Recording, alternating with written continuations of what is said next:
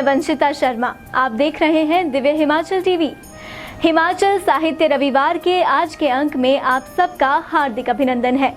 हम आपके लिए लेकर आए हैं चुनिंदा कविताओं और गजलों का ऐसा संगम जिसमें जीवन की हर धारा की सरगम रची बसी है। ये चुनिंदा रचनाएं हमारे दैनिक सांध्य टीवी शो हम पहाड़ी में पेश की गई हैं और अब हम इन्हें आपकी मांग के अनुसार एक एपिसोड के रूप में प्रस्तुत कर रहे हैं। आज के कार्यक्रम में आपको एक नए भाग से भी रूबरू करवाएंगे।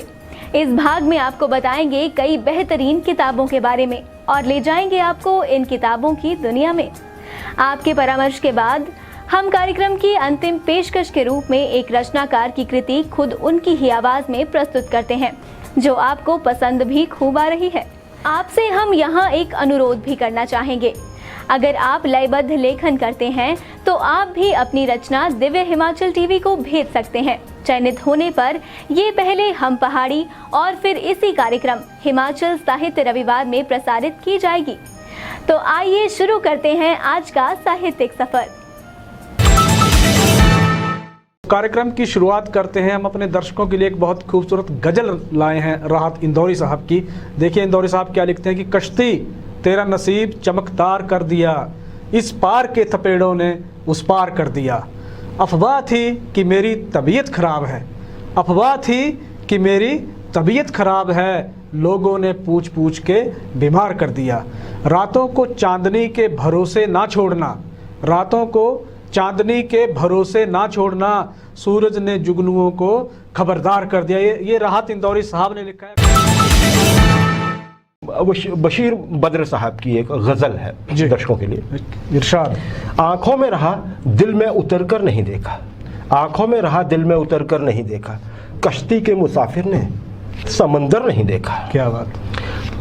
बेवक्त अगर जाऊंगा सब चौंक पड़ेंगे, बेवक्त अगर जाऊंगा सब चौंक पड़ेंगे, एक उम्र हुई दिन में कभी घर नहीं देखा। क्या बात है। जिस दिन से चला हूँ मेरी मंजिल पे नजर है, जिस दिन से चला हूँ मेरी मंजिल पे नजर है, आंखों ने कभी मील का पत्थर नहीं देखा। क्या बात। ये फूल मुझे कोई विरासत में मिले हैं, ये फूल मुझे कोई विरासत में मिले हैं, तुमने मेरा कांटों भरा बिस्तर नहीं देखा। क्या बात। यारों की मोहब्बत का यकीन कर लिया मैंने, यारों की मोहब्बत का यकीन कर लिया मैंने, फूलों में छुपा हुआ खंजर नहीं देखा। बहुत खूब। महबूब का घर हो कि बुजुर्गों की ज़मीन है, क्या बात। महबूब का घर हो कि बुजुर्गों की ज़मीन है, जो छोड़ दिया फिर उसे मुड़कर नहीं देखा। बहुत बढ़िया। खत ऐसा लिखा है कि नगीने से जड़े हैं। क्या बात। खत ऐसा लिखा है कि नगीने से जड़े हैं, वो हाथ कि जिसने कोई जेवर नहीं देखा। क्या बात। पत्थर मुझे कहता है, पत्थर मुझे कहता है मेरा चाहने वाला, मैं मोम हूँ उसने मुझे छूकर नहीं देखा। बहुत। तो जी बशीर बद्र साहब की ये गजल। वो भी शायद रो पड़े वीरान कागज देखकर, वो भी शायद रो पड़े वीरान कागज देखकर, मैंने उसको आखिरी खत में लिखा कुछ भी नहीं। हम मेराज फैजाबादी साहब की एक ऐसी गज़ल लेके आए हैं जो आपने बहुत जगह सुनी होगी, खासकर सूफ़ी गायक जो हैं अपना कार्यक्रम किसी भी मंच पे देने से पहले ये गज़ल गाते हैं, अगर आपने ध्यान दिया हो, लेकिन ये ऐसे गाई जाती है कि आपको शब्द याद नहीं रहते। हम मेराज फैजाबादी साहब की वही गज़ल आपको धीरे से सुनाने वाले हैं, आप शब्दों की तरह। ज़िंदगी दी है तो जीने का हुनर भी देना, ज़िंदगी दी है तो जीने का हुनर भी देना, पाँव बख्शे हैं, पाँव बख्शे हैं तो तौफी के सफ़र भी देना। गुफ्तगू तूने सिखाई है जी, गुफ्तगू तूने सिखाई है कि मैं गूंगा था, गुफ्तगू तूने सिखाई है कि मैं गूंगा था, अब मैं बोलूँगा तो बातों में असर भी देना। मैं तो इस खाना बदोशी में भी खुश हूँ लेकिन, मैं तो इस खाना बदोशी में भी खुश हूँ लेकिन, अगली नस्लें तो न भटके उन्हें घर भी देना। जुल्म और सब्र का ये खेल मुकम्मल हो जाए, जुल्म और सब्र का ये खेल मुकम्मल हो जाए, उसको खंजर जो दिया है, उसको खंजर जो दिया है मुझे सर भी देना। तो जी बहुत बढ़िया। ये वो आप अगर अगली बार जब भी आप ये कोई कार्यक्रम सुने, खासकर के सूफी गायक जो होते हैं, इस गज़ल से वो शुरुआत करते हैं। ये एक तरह से प्रार्थना है भगवान के लिए। अग्निहोत्री, एक चीज़ आपको बताऊं कि हमें सभी कहते हैं कि कोशिश करो कभी हार नहीं होगी, लेकिन आज हम जो कविता लाए हैं उसका नाम है, उसका शीर्षक है, माफ करना, कोशिश ना कर।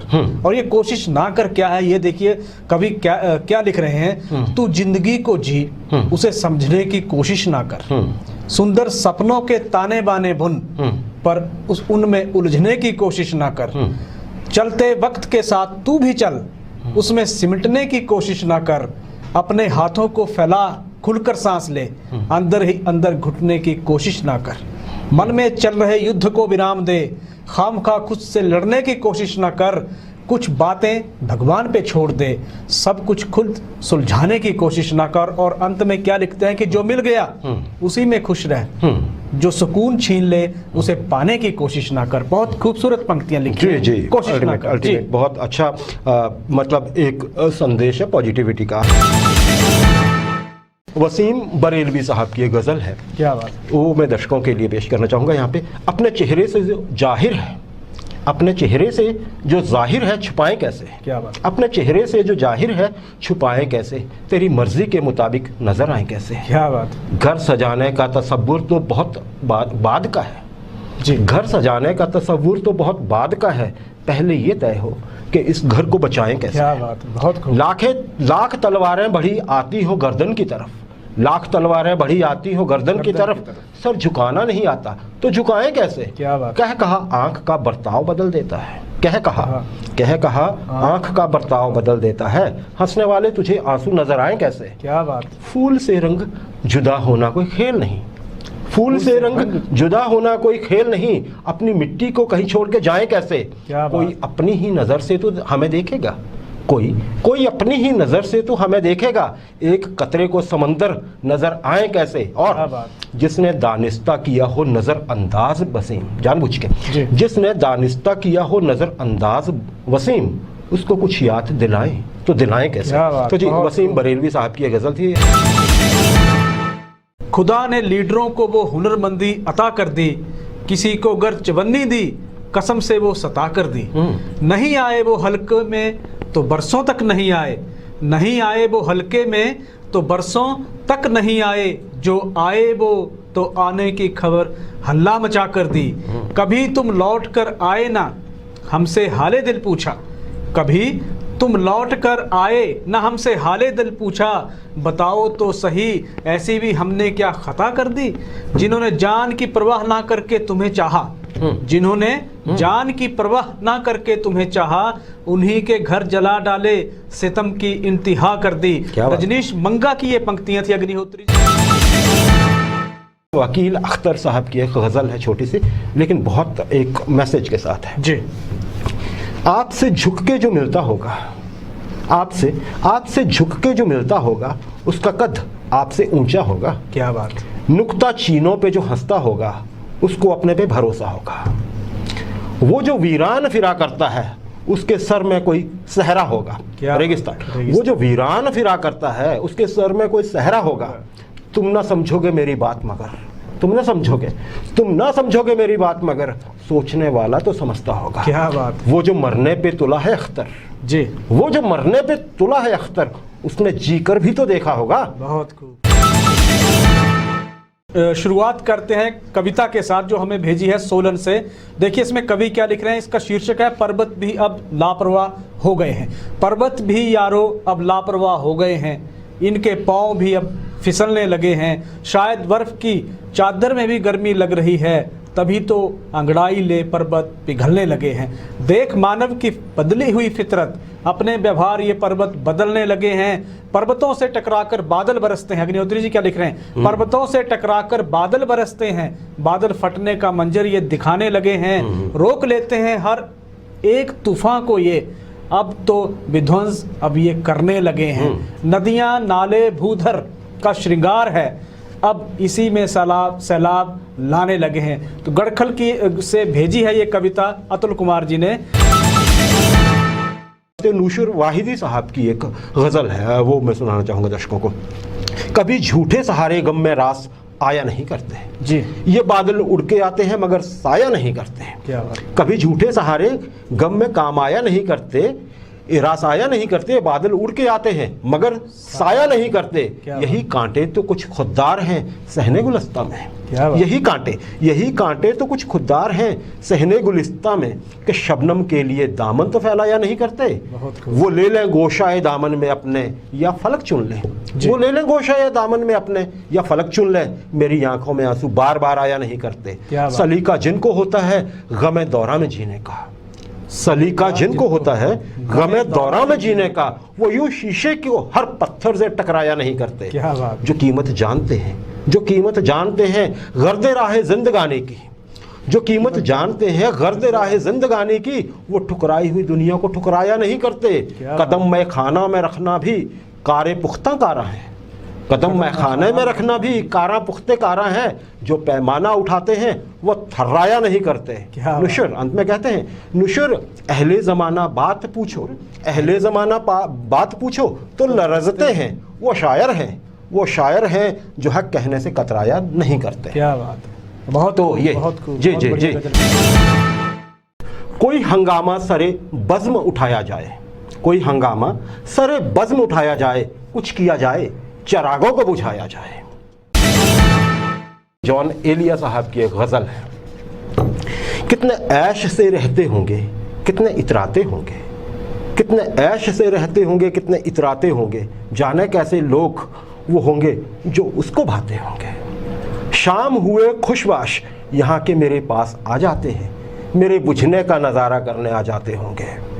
वो जो ना आने वाला है ना उससे मुझे कोई मतलब था, वो जो न आने वाला है ना उससे मुझे कोई मतलब था, आने वालों से क्या मतलब, आते हैं आते होंगे। उसकी याद की बादे सबा में और तो क्या होता होगा, उसकी याद की बादे सबा में पूर्व से जो हवा आती है और तो क्या होता होगा। यूं ही मेरे बाल हैं बिखर बिखर जाते होंगे, यारो कुछ तो जिक्र करो तुम उसकी कयामत बाहों का, यारो कुछ तो जिक्र करो तुम उसकी कयामत बाहों का। वो जो सिमटते होंगे उनमें, वो जो सिमटते होंगे उनमें, वो तो मर जाते होंगे। मेरा सांस उखड़ते ही सब बैन कर रोएंगे, मेरा सांस उखड़ते ही सब बैन कर रोएंगे, यानी मेरे बाद भी यानी सांस लिए जाते होंगे। चलो कुछ दर्द हम भूल जाते हैं, आज फिर से हम स्कूल जाते हैं। रोक ना सके हमें कोई जंजीरें, वक्त का पैगाम आज साथ लिए जाते हैं। ऐ ज़िंदगी मेरे स्कूल वाले ख्वाब लौटा देना, मेरे बिछड़े दोस्तों को मुझसे फिर मिला देना। बंदिशें एहसास से बढ़कर नहीं होती, मेरे गुरु के बस मुझे दर्शन करवा देना। चलो कुछ दर्द हम भूल जाते हैं, आज फिर से हम स्कूल जाते हैं। राहत इंदौरी साहब की एक गज़ल लेके आए हैं कि लोग हर मोड़ पे रुक रुक के संभलते क्यों हैं, लोग हर मोड़ पे रुक रुक के संभलते क्यों हैं, इतना डरते हैं तो फिर घर से निकलते क्यों हैं। मैं ना जुगनू हूँ दिया हूँ ना कोई तारा हूँ, मैं ना जुगनू हूँ ना दिया हूँ ना कोई तारा हूँ, रोशनी वाले मेरे नाम से जलते क्यों हैं। नींद से मेरा ताल्लुक नहीं बरसों से, नींद से मेरा ताल्लुक नहीं है बरसों से, ख्वाब आके मेरी छत पे टहलते क्यों हैं। मोड़ होता है जवानी का संभलने के लिए, मोड़ होता है जवानी का संभलने के लिए, और लोग यहीं आके फिसलते क्यों हैं। ये राहत इंदौरी साहब थे। जीवन जी। अब समय है कार्यक्रम के नए और खास भाग का। इस भाग में मेरी साथी पल्लवी आपको रूबरू करवाएंगी कुछ सुंदर पुस्तकों से। आशा है ये भाग आपके मन को खूब भाएगा। सभी दर्शकों को मेरा प्यार भरा नमस्कार। मैं पल्लवी शर्मा। आशा है आप कार्यक्रम का आनंद ले रहे होंगे। कहा जाता है किताबें हमारी सबसे पक्की मित्र होती हैं, और ये बात पूरी तरह से सच भी है। मैं भी आपके लिए लेकर आई हूँ कुछ बेहतरीन किताबें जो हमारे पास समीक्षा के लिए पहुँची हैं, जिन्हें आपको भी ज़रूर पढ़ना चाहिए। तो आइए आपको ले चलते हैं किताबों की खूबसूरत सी दुनिया में। सबसे पहले जो हमारे पास पुस्तक समीक्षा के लिए पहुंची है वो है पतझड़ बीत गया। जितना सुंदर नाम है उतना ही सुंदर है ये उपन्यास। पुस्तक के लेखक हैं पृथ्वीपाल सिंह। पतझड़ बीत गया समसामयिक समस्या पर आधारित एक बेजोड़ उपन्यास है। ये उपन्यास पात्रों से बुना गया कथानक का ताना बाना है। प्रीतिपाल सिंह की इस रचना को यदि कोई पढ़े तो निश्चित ही जीवन की बहुत सी नई चीजें सीख जाएगा। प्रीतिपाल सिंह वर्तमान में धर्मशाला पर्यटन अधिकारी के रूप में अपनी सेवाएं दे रहे हैं। पतझड़ बीत गया का प्रकाशन हुआ है भावनाथ प्रकाशन दिल्ली में और इसका मूल्य है मात्र 200 रुपए। आप भी इस पुस्तक को अवश्य पढ़ें। और अब बात करेंगे एक और अद्भुत रचना के बारे में। हमारे पास है राजेंद्र राजन द्वारा लिखी गई पुस्तक 12 साक्षात्कार। ये पुस्तक साहित्य के विद्यार्थियों, शोध के इच्छुक बुद्धिजीवियों के लिए काफी उपयोगी है। 12 साक्षात्कार में कुछ व्यवस्थित अनुशासित साक्षात्कारों के मनोभावों को इंटरव्यू के माध्यम से सहज रूप से पकड़ा है। सभी इंटरव्यू पाठकों को निश्चित रूप से आकर्षित करने वाले हैं। लेखक राजेंद्र राजन सूचना एवं जनसंपर्क विभाग से सेवानिवृत्त है। ये पुस्तक प्रकाशित हुई है यश पब्लिकेशंस दिल्ली मुंबई में और इसका मूल्य है मात्र 295 रुपए। तो आप भी इसको जरूर पढ़ें। एक और सुंदर रचना से आपको रूबरू कराना चाहूंगी और इस किताब का नाम है मोहरा और लेखिका है डॉक्टर देवकन्या ठाकुर। मोहरा एक कहानी संग्रह है जिसमें पहाड़ में प्रचलित परंपराओं को और उनके भीतर एक अलग ही दुनिया के बारे में बताया गया है। सभी कहानियां शिल्प, भाषा शैली और तेवर की दृष्टि से मंजी हुई हैं। डॉक्टर देवकन्या ठाकुर कथाकार, कवयित्री और फिल्मकार हैं। इन्होंने दूरदर्शन और आकाशवाणी में भी अपनी सेवाएं दी हैं। मोहरा का प्रकाशन हुआ है प्रकाशन संस्थान नई दिल्ली में और इसका मूल्य है मात्र 300 रुपए। तो आप भी इस रचना को अवश्य पढ़ें। और अब कार्यक्रम के अंत में सुनिए मंडी से कृष्ण महादेविया की रचना स्वयं उनकी ही आवाज में। आप भी अपनी स्वरचित कविताओं के वीडियो हमें भेज सकते हैं जिन्हें चयनित होने की स्थिति में इसी कार्यक्रम में प्रस्तुत किया जाएगा। कविता का शीर्षक है कैसा लगता है। कैसा लगता है गांव के खेत, गांव के तालाब, गांव के रास्ते, गांव के लोगों का बाजार बाद की बहाव में चिर निद्रा में चले जाना। कैसा लगता है गांव के खेत, गांव के तालाब, गांव के रास्ते, गांव के लोगों का बाजार बाद की बहाव में चिर निद्रा में चले जाना। कैसा लगता है मोबाइल पर बेटी की दिन भर मचलती उंगलियां सस्ती मस्ती में टाइम पास करते वीरों से चैट में खिलखिलाती हैं। कैसा लगता है शरीर को सहलाते, सपनों को सजाते कागज की जगह क्यारियों पर लिखता है गीत, कुदाली को पेन बनाकर वह युवा किसान। कैसा लगता है, कैसा लगता है शरीर को सहलाते, सपनों को सजाते कागज की जगह क्यारियों पर लिखता है गीत, कुदाली को पेन बनाकर वह युवा किसान। कैसा लगता है अच्छा सा बेटा, अच्छा सा चित्रक, अच्छा सा कवि और अच्छा सा नेता नहीं बन पाना। कैसा लगता है, कैसा लगता है अच्छा सा बेटा, अच्छा सा चित्रक, अच्छा सा कवि और अच्छा सा नेता नहीं बन पाना। कैसा लगता है, कैसा लगता है। अब हमें दीजिए इजाजत। अगले हफ्ते इसी दिन इसी समय आपसे फिर मुलाकात होगी। तब तक देखते रहिए दिव्य हिमाचल टीवी। नमस्कार। दिव्य हिमाचल समाचार पत्र में आज हमेशा की तरह साहित्य के लिए एक पूरा पृष्ठ प्रकाशित किया गया है। प्रतिबिंब के नाम से यह प्रस्तुति पृष्ठ नंबर 10 पर उपलब्ध है। इसे पढ़ना ना भूलें और अगर आप भी लिखते हैं तो हमें अपने लेख जरूर भेजें।